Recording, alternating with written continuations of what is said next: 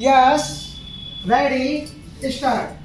Bombay is a city with a cosmopolitan outlook and it is a happy coincidence. The discussions focusing attention on various aspects of science and technology which have a bearing on the welfare and well-being society have been organized at this great metropolis. It is gratifying to see distinguished scientists from all over the world gathered together on the eve of the 19th birth anniversary of Pandit Jawaharlal Nehru. It is a fitting tribute to one of the greatest personalities of our times. As a student, I was inspired by his charisma and idealism. To those of my generation, he symbolized the India of our dreams. I came into close contact with him when I was a member of the Constituent Assembly and a little later when I was invited by him to be a member of the working committee of the then Indian National Congress. I was fortunate to have had the opportunity of working closely with this great nationalist statesman in the existing days following the advent of freedom. A nobler soul so completely dedicated to the service of the country and its people is hard to find in the history of any nation.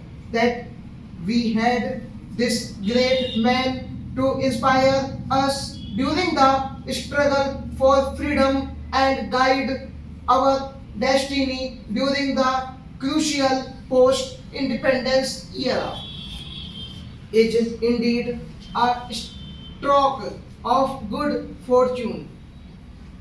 He had a sensitivity of mind which he combined so well with a rare delicacy of feeling and large generous impulses. He was impatient at times, but only because he wanted us to march for faster towards the glorious future in which he believed. There were few others in positions of authority at that time who could have visualized the role of science in national affairs as Jawaharlal ji did. He tried to mold our thought and action and place it on a progressive, scientific, dynamic and non-communal basis within the framework of existing political and social institutions into which he breathed a new spirit and a new vitality. He was the foremost among the pioneers in thinking of the progressive and purposeful advancement of science and technology in the country. He was not only the pioneer of modern India but its architect and builder as well. He provided an impetus to all modern concepts of nation building and provided the encouragement and moral support to those seeking to launch India on the international sense. He realized even before India became free that our economic regeneration and progress towards the modern age could not be achieved unless we could plan ahead for prosperity. With his association and experience of pre-independence planning, he infused dynamism and imagination as chairman of the Planning Commission into the 5-year plans which have today brought us to the forefront among the developing countries of the world.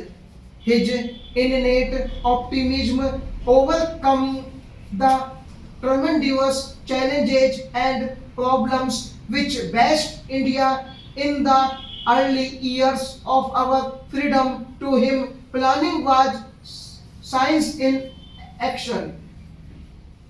In order to ensure that the benefits of planning would be separated far and wide over the Indian countryside, he laid the firm foundations of democracy in the political life of the country. Panditji's belief in an international approach to problems and his liberalism won for India a place of high honor in world councils.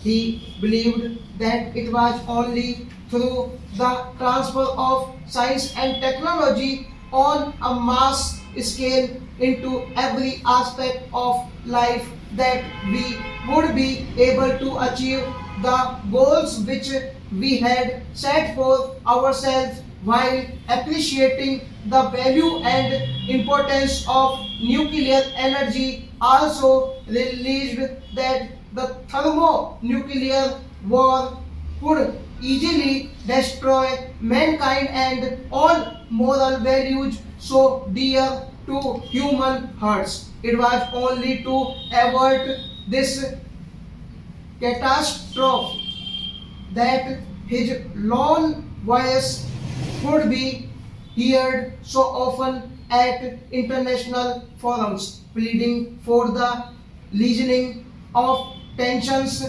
and for the promotion of gradual and mutual understanding between the peoples of the world.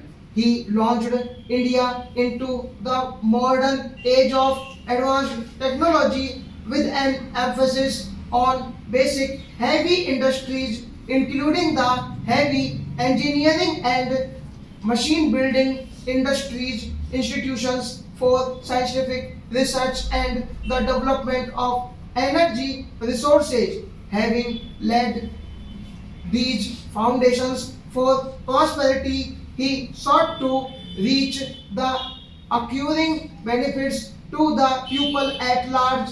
He believed in the decentralization of industries. Such decentralization would scatter the benefits of industrialization throughout the country and in due course help to develop and support medium and small scale industries covering a wide spectrum of industrial activity extending down to the village and cottage levels.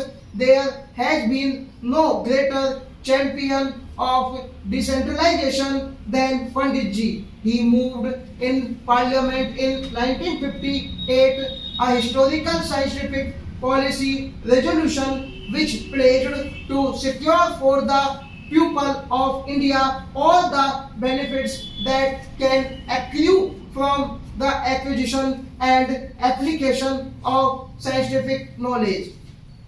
He patronized aspects of science and technology which go under the umbrella of scientific knowledge, from nuclear science to agricultural science. You have handsomely paid tribute to this great scientist statesman on the eve of his 19th birthday anniversary. Stop.